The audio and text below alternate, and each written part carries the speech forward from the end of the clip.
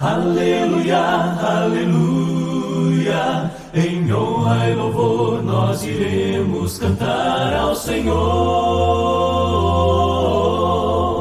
Muito bom dia para todos, é muito bom estar aqui mais uma vez junto com vocês. Nós estamos no meio de uma série de estudos que eu chamo a iniciativa divina. Tudo começa com Deus. Lembra da frase de 1 João? Nós amamos porque Ele nos amou primeiro. Então Deus está sempre na nossa frente. Ele está sempre tomando as suas atitudes, cumprindo seu plano de salvação. Ele está fazendo tudo, ainda enquanto nós estamos no pecado, perdidos. Romanos 5 é uma boa visão disso. Deus agiu, Cristo morreu, enquanto ainda éramos pecadores. Nós estamos vendo aqui o plano de Deus, o plano de salvação, o que nós chamamos muitas vezes dos passos da salvação. É uma boa maneira de expressar, porque nós temos que tomar certos passos, certas atitudes, para receber o perdão dos pecados e a salvação eterna. Queremos sempre resguardar, porém, a iniciativa de Deus. Vamos nunca falar dos passos para a salvação sem falar primeiro do que Deus tem feito para nos levar a tomar esses passos. Então, quando nós vamos falar sobre a necessidade de ouvir e crer, vamos dar bastante ênfase na palavra de Deus. Deus falou, e Ele fala conosco hoje por meio das Escrituras Sagradas.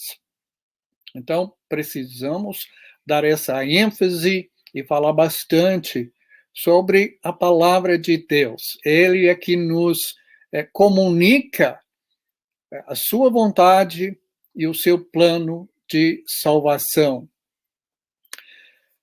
Também precisamos enfatizar na questão do arrependimento. Eu demorei um pouco para conseguir expressar bem isso, mas eu consegui recorrer à ideia da glória de Deus. Se nós estamos com uma visão daquilo que Deus é na sua plenitude, da sua majestade, se nós conseguirmos ver a glória de Deus, que representa a manifestação da pessoa dele, isso vai nos motivar a querer mudar a nossa vida. Quando falamos sobre a confissão, precisamos enfatizar o Filho de Deus. Está havendo essa tendência? Palavra de Deus, glória de Deus, o Filho de Deus. Então, precisamos enfatizar a própria pessoa de Jesus, sua pessoa, sua natureza, sua obra, sua palavra também. Então, vamos confessar o nome de Jesus. Hoje nós vamos falar um pouco sobre a imersão na água. Mas, mais uma vez, eu quero enfatizar aqui e colocar junto a ideia da imersão na água para perdão dos pecados dentro do contexto da iniciativa de Deus. O que Deus fez primeiro na pessoa de Jesus. Ao homem, Deus oferece a salvação dos pecados para a eterna comunhão com Ele. Esta salvação é recebida no momento da imersão na água e é realizada por ordem do Senhor Jesus Cristo. Vamos trabalhar em detalhe essa frase, essa descrição aqui para nossa aula hoje. Então, a ideia é a seguinte: queremos ter comunhão com Deus, queremos conhecer a Deus, queremos andar na presença de Deus. Mas tem algo que bloqueia o nosso caminho de volta para Deus. Nós não estamos na presença de Deus, nós não nascemos nesse mundo e não crescemos como adultos na comunhão com Deus. Porque o bloqueio é o nosso pecado.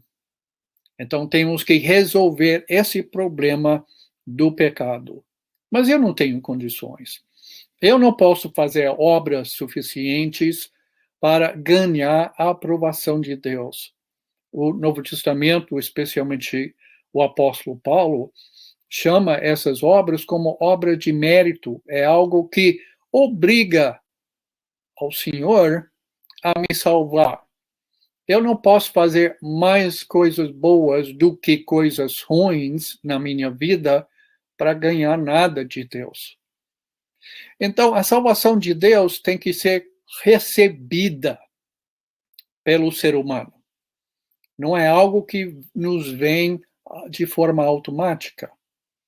Em 1 Tessalonicenses, capítulo 5, versículo 19, o apóstolo Paulo escreveu assim: porque Deus não nos destinou para a ira, ele não nos criou para sermos castigados eternamente, mas, diz o texto, mas para recebermos a salvação por meio de nosso Senhor Jesus Cristo.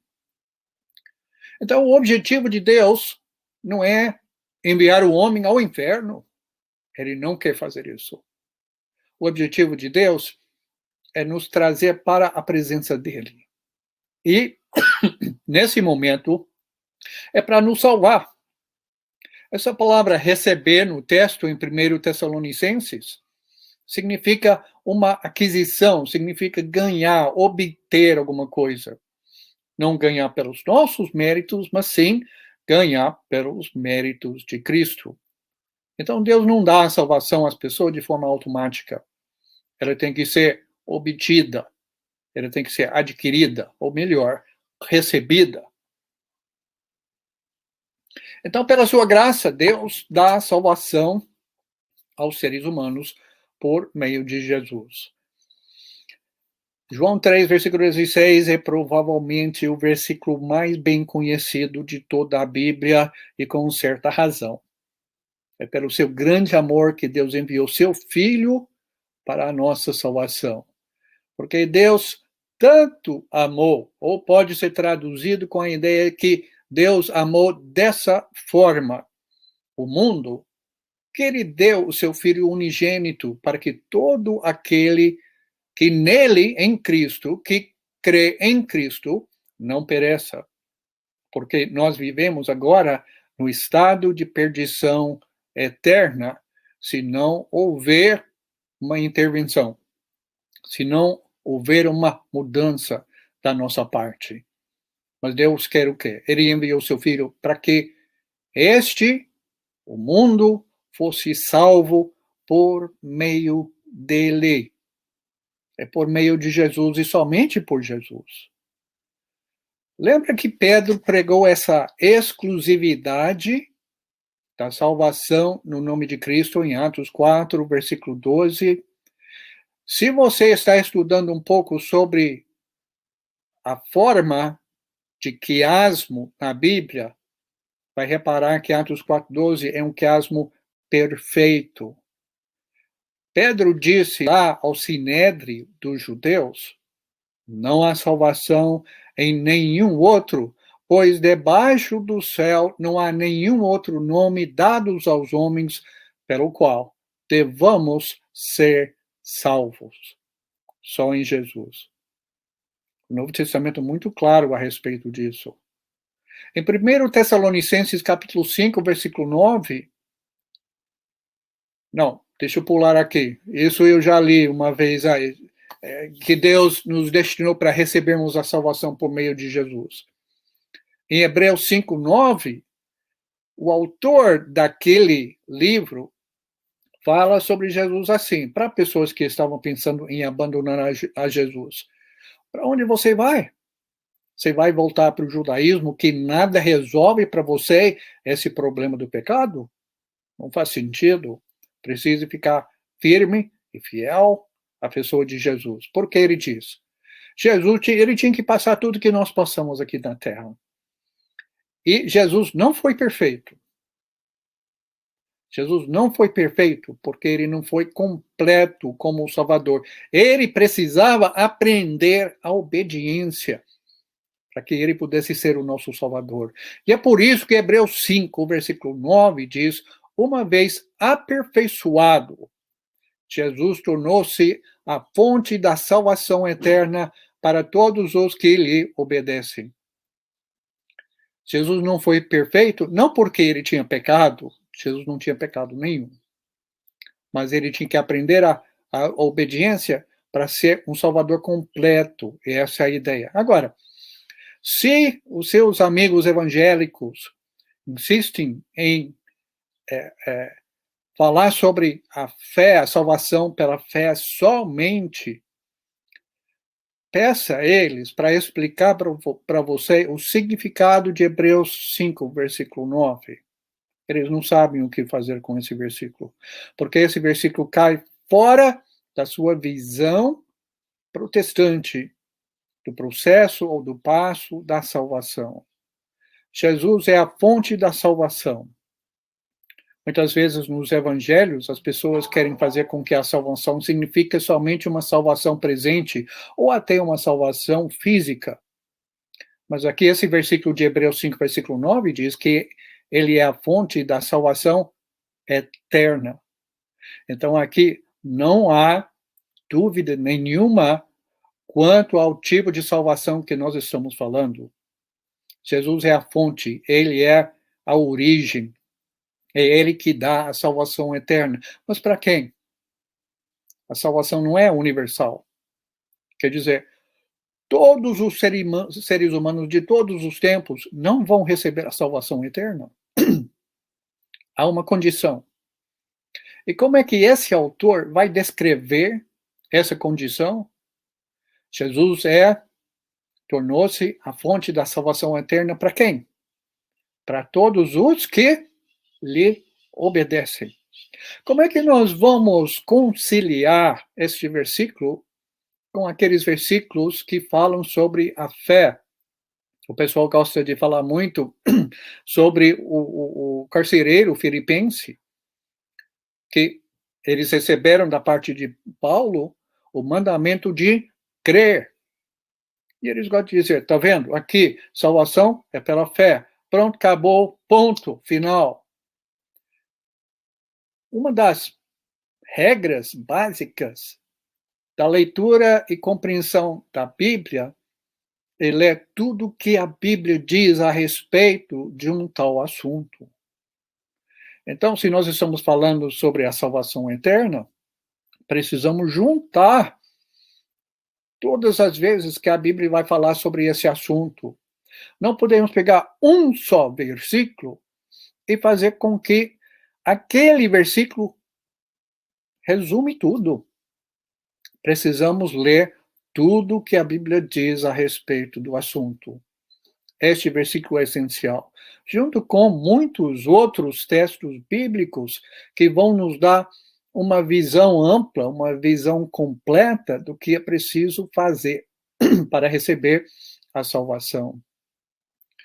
Então, se a salvação eterna está em Cristo, se é Jesus que nos dá essa salvação, e nós temos que entrar nele para receber.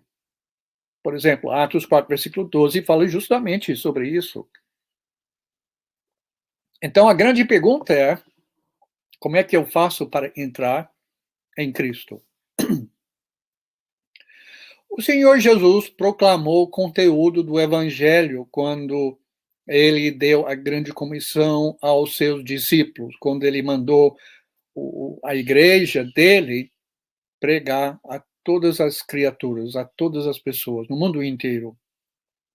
Em Marcos 16, versículo 16, ele falou assim, quem crê e for batizado será salvo, mas quem não crer será condenado.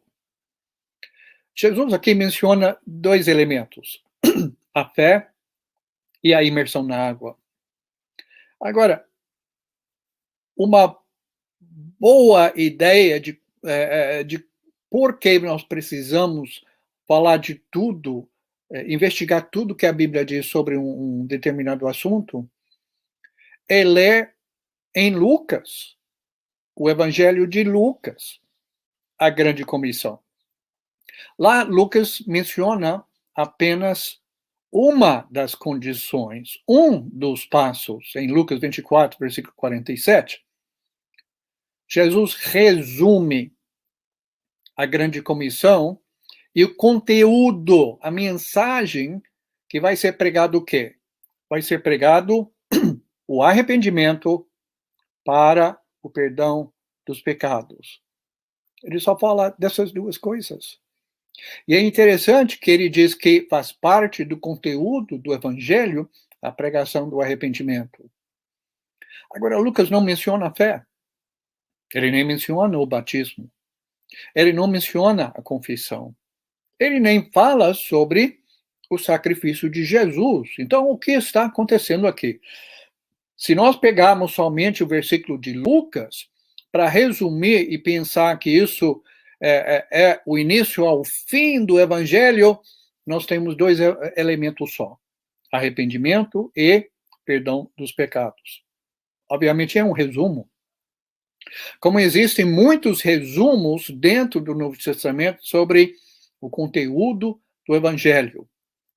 Eu ouço irmãos repetindo o que os ecumênicos, os progressistas falam a respeito de 1 Coríntios capítulo 15, que o evangelho nada mais é do que os fatos sobre a crucificação, o sepultamento e a ressurreição de Jesus. Esses três fatos são o evangelho, pronto, acabou. Gente, pare com isso. É um resumo. Por exemplo, é necessário crer na divindade de Jesus para ser salvo? Isso faz parte do evangelho? Claro que faz. Em 1 João, João disse: se você não acreditar que Jesus veio na carne, você não é de Deus. Então, 1 Coríntios 15 é apenas um resumo determinado pelo assunto do capítulo 15 sobre a ressurreição. Então, por favor, gente, parem de falar besteira, parem de repetir o que os ecumênicos e progressistas estão falando por aí, como se eles tivessem uma compreensão melhor das coisas. Leiam o Novo Testamento inteiro. Tem outros resumos muito bons e excelentes, por exemplo, Hebreus capítulo 1, versículo de 1 a 4. É um resumo do Evangelho, que tem outros detalhes. Então, precisamos juntar tudo que a Bíblia diz a respeito de um assunto para entender o todo. Em Marcos 16, versículo 16, Jesus diz: quem crê e for batizado será salvo. É uma declaração direta, muito clara, e o Senhor Jesus menciona estas duas condições necessárias para ser salvo. Isso faz parte do conteúdo, da mensagem, do anúncio da Boa Nova que ele mencionou no versículo 15 para pregar o Evangelho. Agora, aqui, esta ordem é importante, mas no mundo religioso as pessoas vão mudando a ordem das coisas. Alguns dizem assim: quem for batizado será salvo e depois deve crer. E por isso justificam o batismo, no seu modo, de crianças. Vem primeiro o batismo, depois a salvação, e quando crescer, a pessoa vai aprender sobre os fatos do Evangelho e de Jesus, e a pessoa vai vir a crer em Jesus. Mas não é isso que o texto diz. Agora, outros dizem: quem crer será salvo. E depois, em algum momento, quando é conveniente, vamos juntar uma turma, e aí deve ser batizado. Não é o que o texto diz. Muita gente quer pegar a segunda frase para dizer: está vendo que a imersão não é mencionada na segunda frase? Aí ela não é necessária. Na segunda frase, está falando o que você precisa fazer para ser condenado. É só não crer. A imersão não é mencionada porque nessa segunda frase, porque ela é um ato de fé. E quem não crê, certamente não vai ser imerso. Para que isso? Então, se você não vai crer que é o primeiro passo da salvação, para receber a salvação, você não vai para os próximos, porque, como Paulo disse em Romanos 1, versículo 17, tudo é pela fé, do início ao fim. Então você começa com a fé.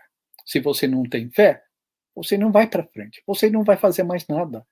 E, obviamente, você não vai ser batizado. Então não precisa falar, quem não crê, não for batizado, não será salvo. É um contrassenso.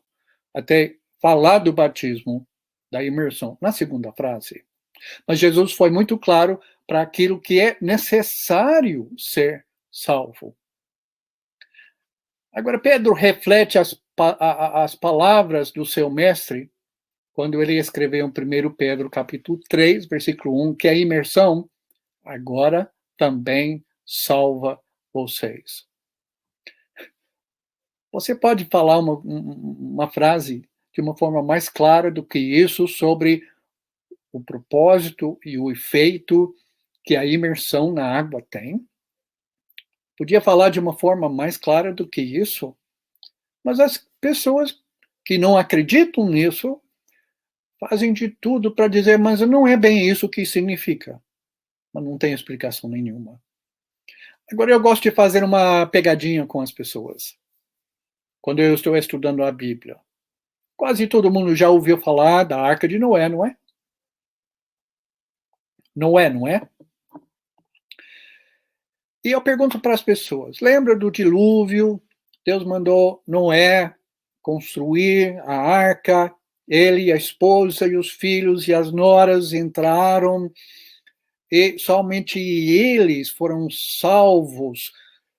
Todos os outros daquela época morreram nas águas. Então, pergunta, o que foi que salvou Noé e a sua família? E, às vezes, as pessoas vão falar, bom, foi Deus. Tá certo, certíssimo.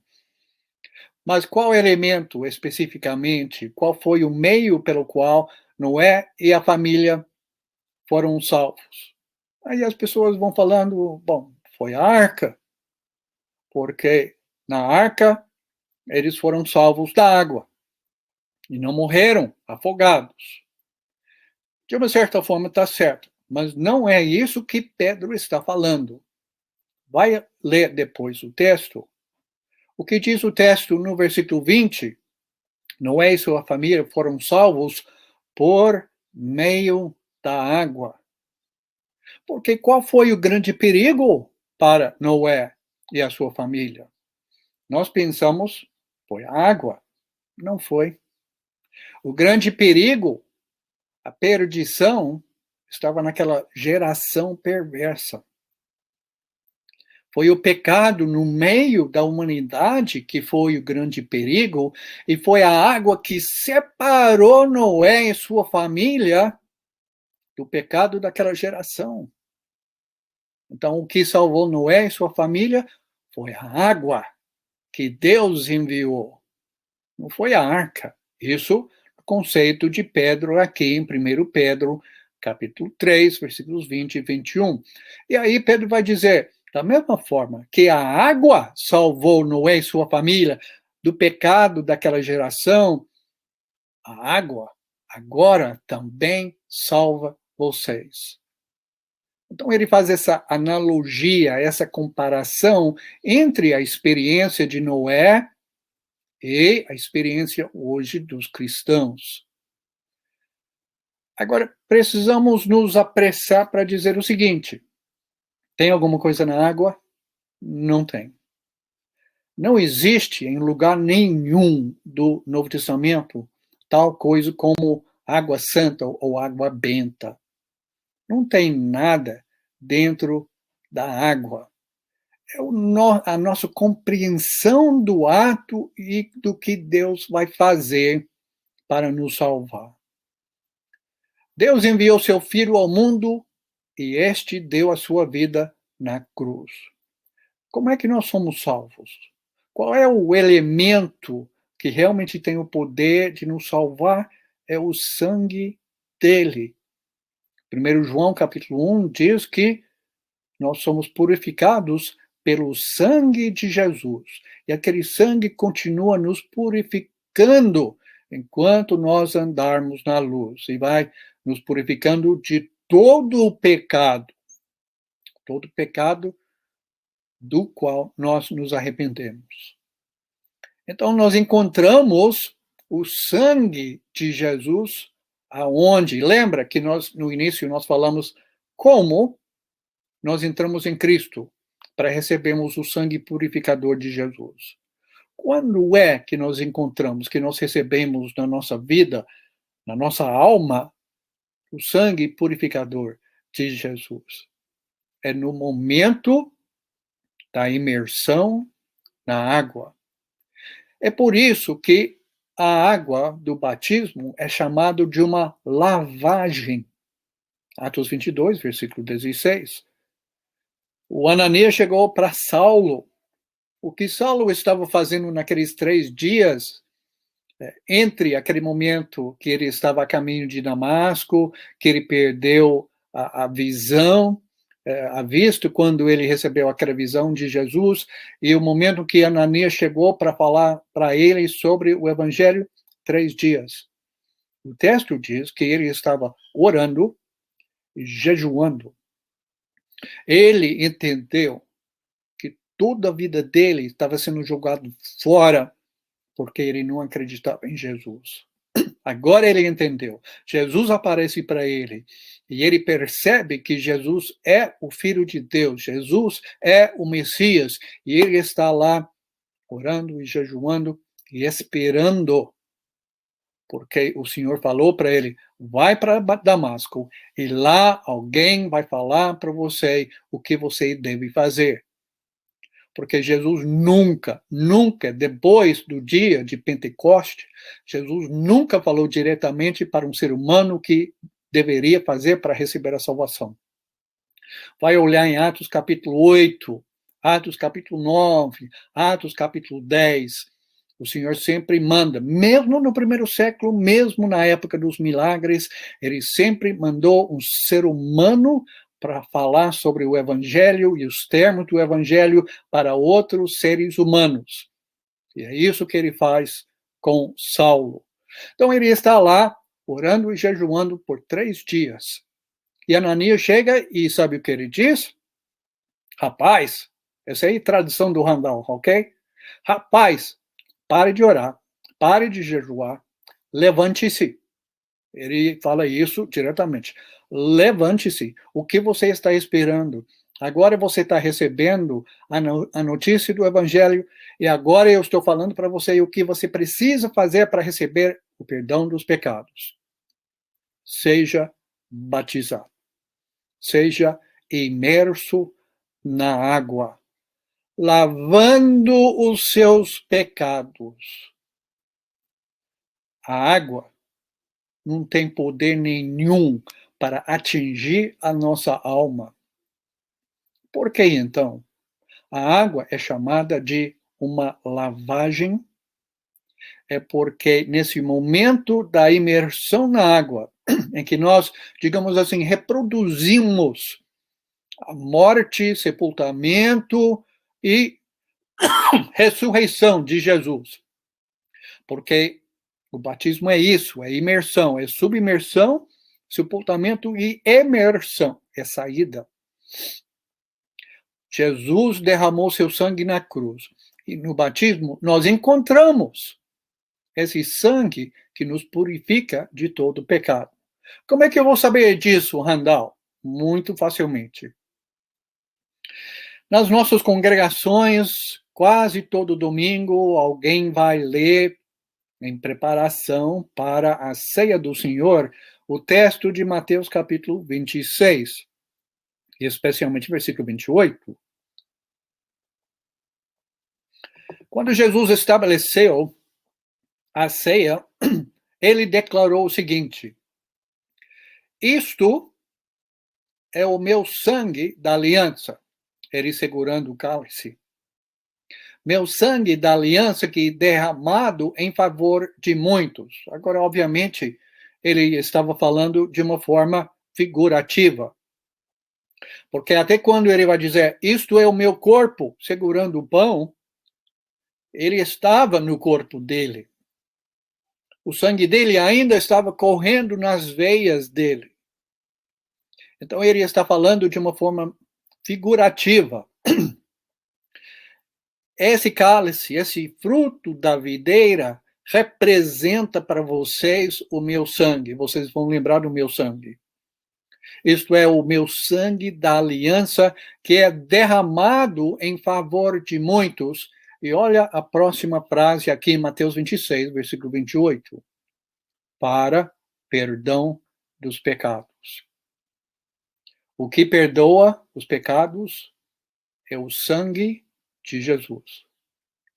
Então, mais uma vez, vamos fazer a pergunta: como e quando eu consigo encontrar o sangue de Jesus para aplicar na minha alma, para me purificar de todo pecado?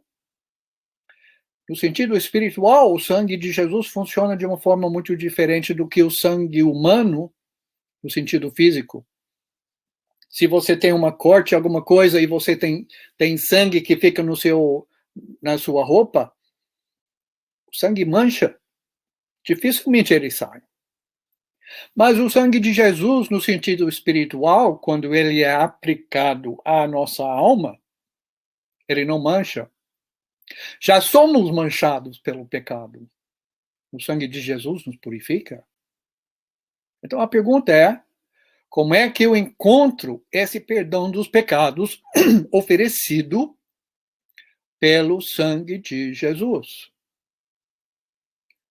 Não é por acaso que no primeiro sermão do Evangelho, da Boa Nova de Cristo, anunciado no dia em que a Igreja de Deus foi estabelecida, Pedro e os outros apóstolos deram esta resposta.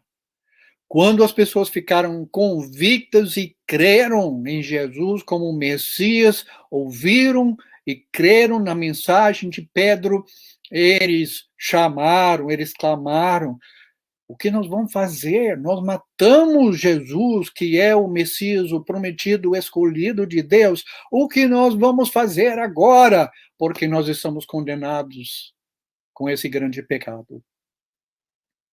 Os apóstolos respondem assim: arrependam-se, e cada um de vocês seja batizado em nome de Jesus Cristo. Olhe a próxima frase: para perdão dos pecados. Depende dos manuscritos gregos, a palavra seus, perdão dos seus pecados, aparece ou não. E Pedro completa: e receberão o dom do Espírito Santo. A frase em Mateus 26, versículo 28, que o sangue de Jesus foi derramado para perdão dos pecados, é a mesmíssima frase na língua original que nós encontramos em Atos 2, versículo 38, depois de Pedro mandar eles a se arrependerem e serem imersos na água. Vocês vão fazer isso, diz uma versão, para que seus pecados sejam perdoados. É uma boa tradução essa frase. Você vai ser batizado para ser salvo, para receber perdão. Mais uma vez, a imersão, o batismo, não é um sacramento. Ele não funciona sem nós entendermos o que está acontecendo, qual é a realidade espiritual, qual é a dinâmica espiritual que Deus está aplicando à nossa alma nesse momento. Mas gramaticalmente, a frase é a mesma que nós encontramos em Mateus 26 e em Atos 2. e serve a mesma função nos dois textos, para indicar o propósito do sangue de Cristo e da imersão na água. É proposital essa frase que aparece. Agora, tem gente que não acredita nisso. E eu tenho uma versão bíblica, feita por estudiosos, supostamente, que pega essa frase, para perdão dos pecados, em Atos 2:38, e sem justificativa nenhuma dentro do texto, jogam para ficar antes do batismo. Por quê? Porque eles não acreditam que o batismo, a imersão, serve o propósito do perdão dos pecados. Um grande estudioso da língua grega no século XX escreveu uma vez, ele também compartilhava dessa posição que o batismo não é para a remissão dos pecados. Ele diz, o texto diz uma coisa, mas a nossa teologia diz outra. E tem hora que a teologia tem que se sobrepor sobre o que o texto diz. Interessante, não é?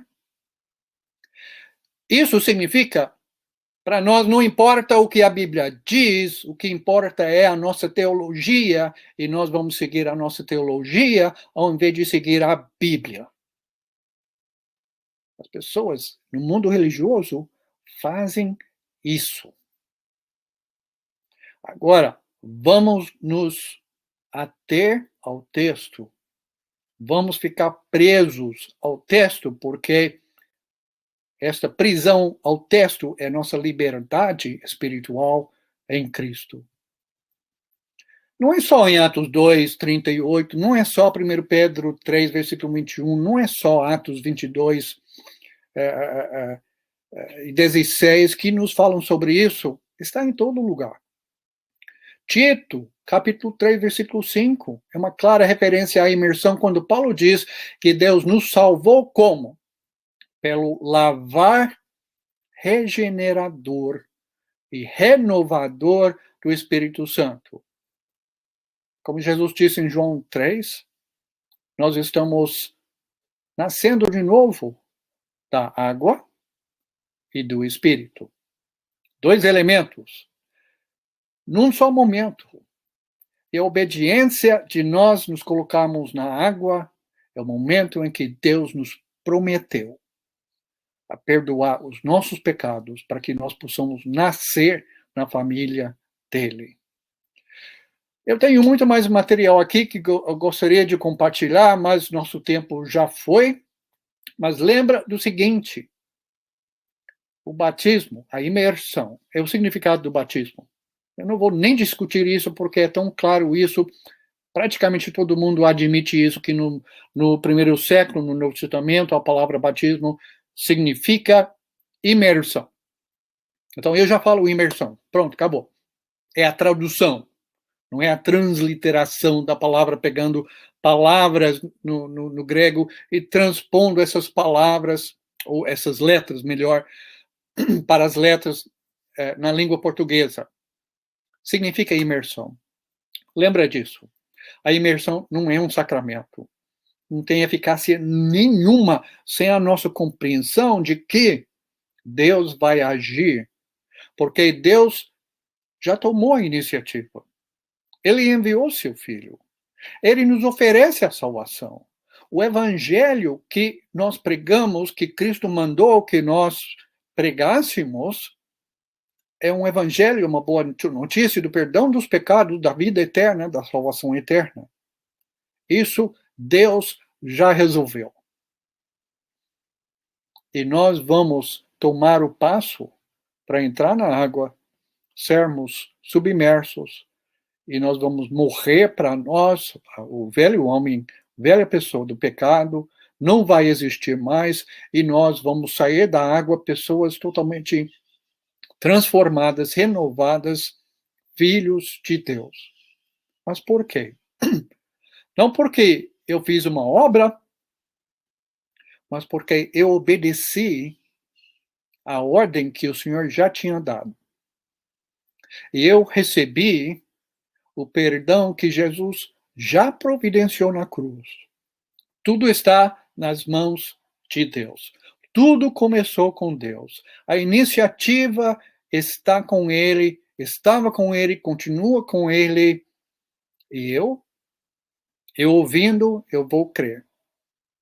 Eu vendo a glória de Deus, especialmente agora em Jesus, eu vou tomar a decisão de mudar a minha vida. Quando eu entendo quem é Jesus, eu vou confessá-lo como Pedro em Atos 4, versículo 12. E quando eu recebo o convite da salvação de Deus, eu vou entrar na água da imersão, na minha primeira oportunidade, porque está em jogo a minha salvação eterna. Cristo pode voltar hoje. Eu posso morrer hoje. Eu brinquei com Paulo dizendo no início que eu queria chegar aos 100 anos, que meu avô quase chegou. Nós não temos nenhuma garantia, nem de hoje, nem de amanhã. Então, é com toda a urgência que eu falo para quem está escutando, para quem vai escutar depois, que ainda tomou esse passo, não tomou ainda esse passo. Obedeça ao Senhor, para que Ele se torne para você a fonte da salvação eterna. Que Deus nos abençoe. Em honra e louvor adoremos na santa presença do Deus Criador.